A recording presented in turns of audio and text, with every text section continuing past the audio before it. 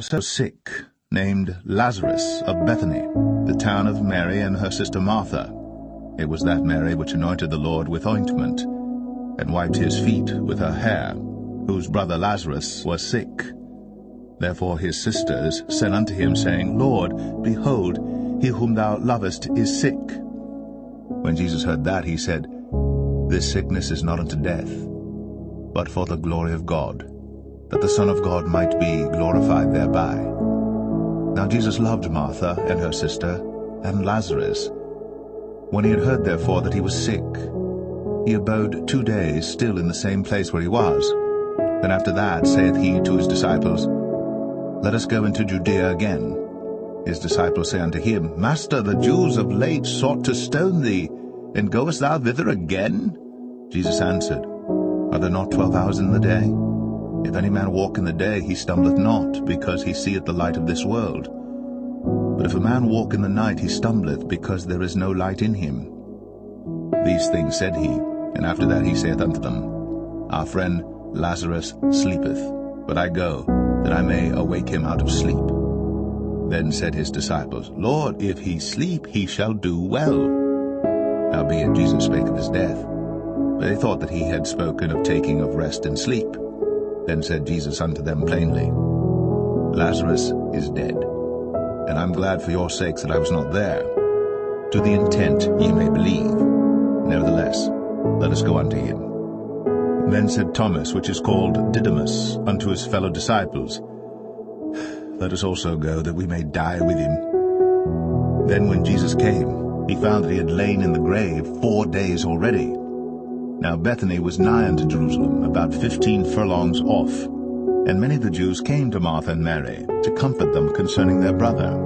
Then Martha, as soon as she heard that Jesus was coming, went and met him. But Mary sat still in the house.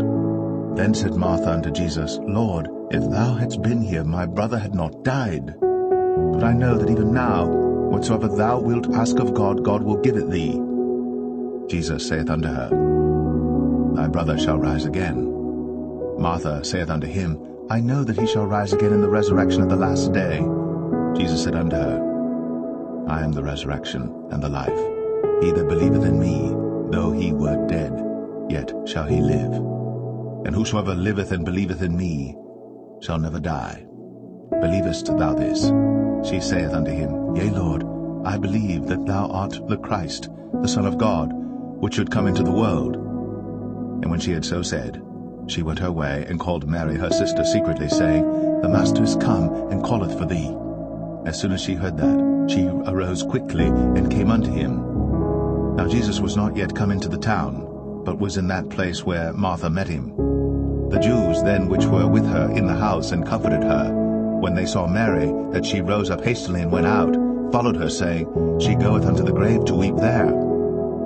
Then when Mary was come where Jesus was, and saw him, she fell down at his feet, saying unto him, Lord, if thou hadst been here, my brother had not died. When Jesus therefore saw her weeping, and the Jews also weeping which came with her, he groaned in the spirit, and was troubled, and said, Where have ye laid him? They said unto him, Lord, come and see.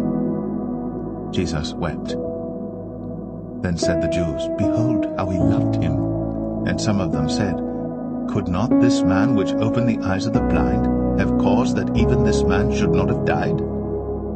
Jesus therefore again groaning in himself cometh to the grave. It was a cave, and a stone lay upon it. Jesus said, Take ye away the stone. Martha, the sister of him that was dead, saith unto him, Lord, by this time he stinketh, for he hath been dead 4 days.